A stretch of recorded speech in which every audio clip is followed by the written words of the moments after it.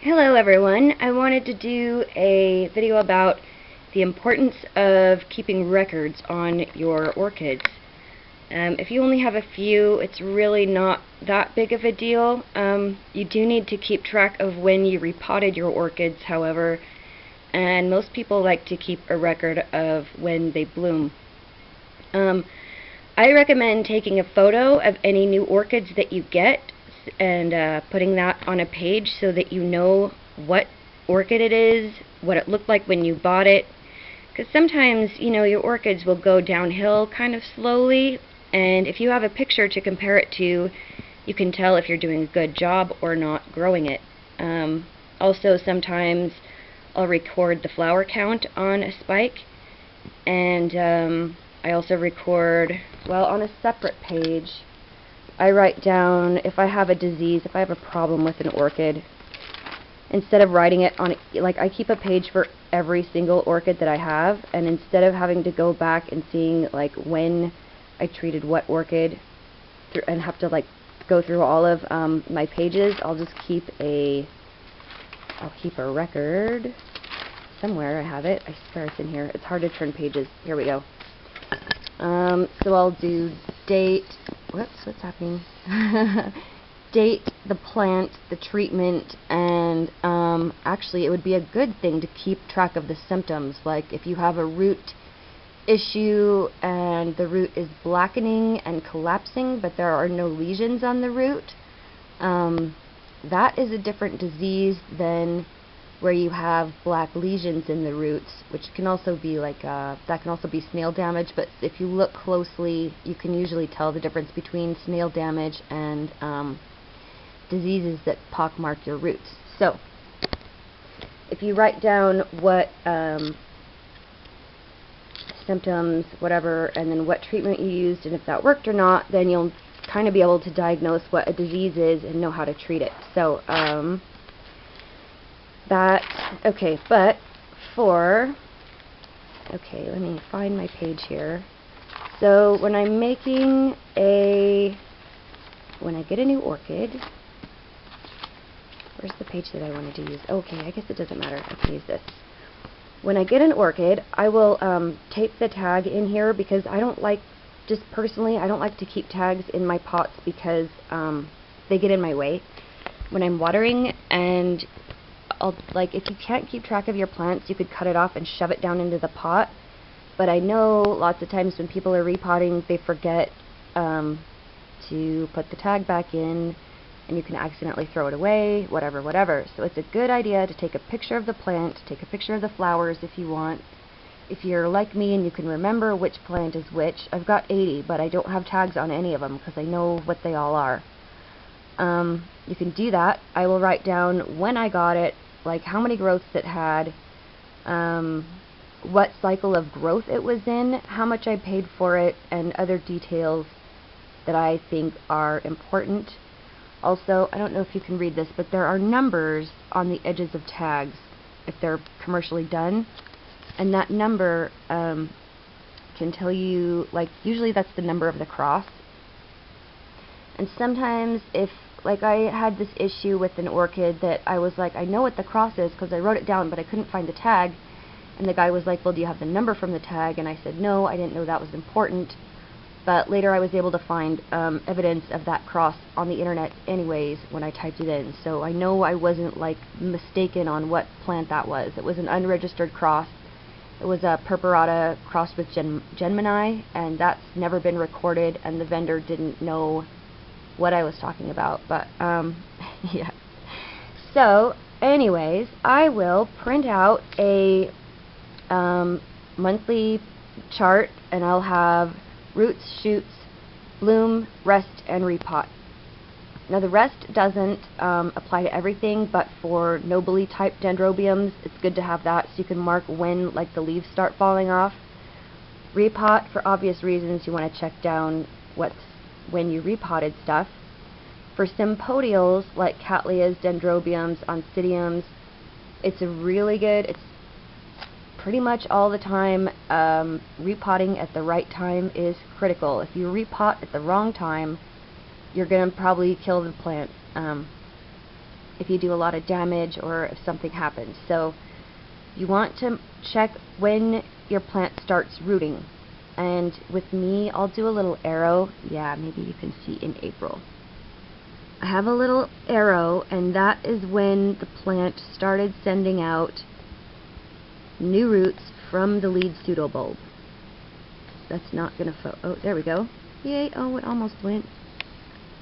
Oh, I hate this. This is a crappy camera. Sorry, guys. Okay, so then I know that it's fine for me to repot in March or April. And for shoots, I'll write down when new shoots start coming out. And oh, also one other thing that I do when I can is for whatever plant I have, I will record at what point in the new growth, like the maturity of the new growth, when it starts to root. Which this will tell you, like if you have shoots and then it stops in May, they mature in May, and then nothing happens, and then they start to root in July, you know that that plant generally roots off of mature growths. Sometimes they'll root on immature growths, like I've got a maxima that will do it sometimes. The growth will be flat and still like 4 inches, and it can root sometimes then. So it's not always at the maturity level of the growth, but in a lot of them they do, they will start rooting at the same time every year, or they'll root like, it's usually in spring, but some of them can change. Sorry, I'm getting distracted. Some of them can root on fully mature growths, immature growths, and some can root on both immature and mature growths, and it just depends on probably a light cycle. I'm not exactly sure, but it is good to take note of how the plant is when it comes to you, when it started rooting, when it starts growing. And so you can tell, like I grow under lights, and sometimes I've got cattleyas that are supposed to be blooming in the fall, and they bloom in the spring every year because I got them from Hawaii.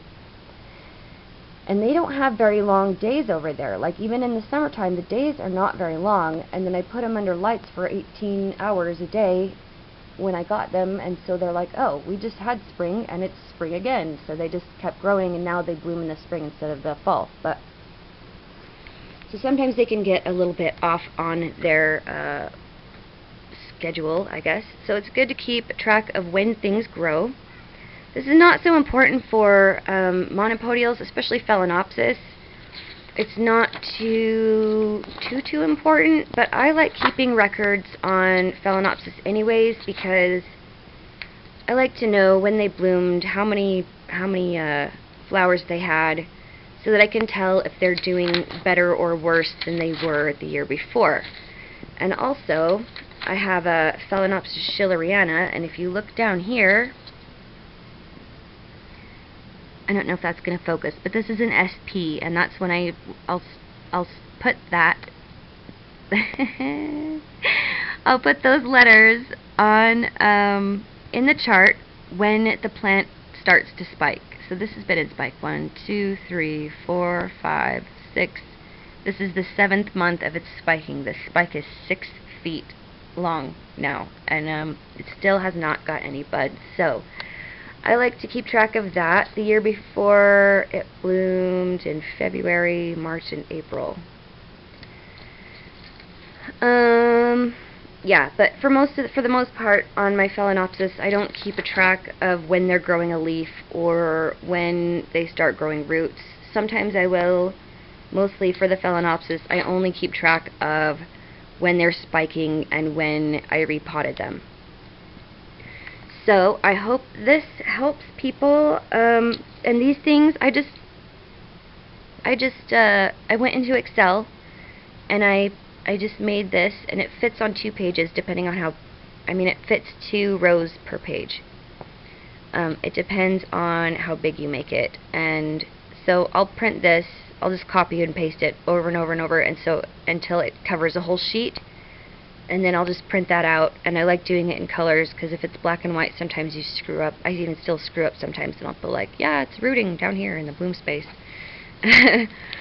Also, another thing I do is, well, not for these, but for most orchids I'll have, oh yeah, and sometimes I do a dried flower. I'll do the dried flower because I like doing that.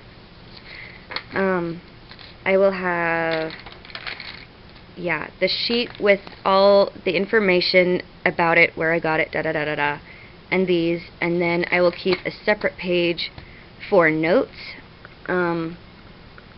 Like if I only pot something up, I'll keep a note of it, and just whatever else that I feel like is important information. So I hope this gives you guys, I mean, I know a lot of people do keep records, but I didn't have this idea until I read an article in an AOS magazine several years ago about that, and they had an orchid clock that they would use a highlighter on to tell when stuff was doing what. And I like this way better because I don't like round graphs, so I just decided to make this, and I think it's been really helpful to me, and I'm just so glad that I started doing it. And I will also, oh yeah, one really important thing, write the full entire name of the plant with the varieties, and hang on, let me find one with the varieties. Okay, like this. This is this plant times this plant, and this one by this one. And then these two are crossed together to make this orchid. Now, if I lost one of these tags, I would have no idea what the plant was. And here I'm a little hypocritical because I don't have all that info written on that page. But let me find a better example. Oh, I don't know. But what okay, do what I say, not what I do. Here I've got Cattleya Time Life. This is Cattleya Ireid Finney's Spring Bouquet, which I actually think is Spring's Best, and I think that was a typo on the tag, times Cattleya Mossiae Pawella Passion. So I know exactly what I do. I know this is not just any random Mossiae, it's this particular clone of that plant. So keep all that written down, and then on the tag, see on my tag number over here. Oh yeah, because I can't see the tag number. I accidentally didn't know that that was relevant, important information back in the day, so I put a hole in that. So on your page, write the entire name and the number and any awards it has, whatever, that will all be on the tag. And then so don't lose that. And then if you can tell what plants are yours, then if you would do this to keep from losing the tag, do that. I have most of my tags, and I've not lost one since I started doing this. I did lose some before. I used to keep them all in a bag, and I would lose them sometimes. But once I started keeping track of all my plants and taping them in here, I've not lost a tag. So, I think that is everything. I hope I've talked about everything that I wanted to. Sorry, this is kind of a long video, but it is, I feel, important that people keep records if you have, kind of a big collection. Okay, thanks everyone. Have a good day.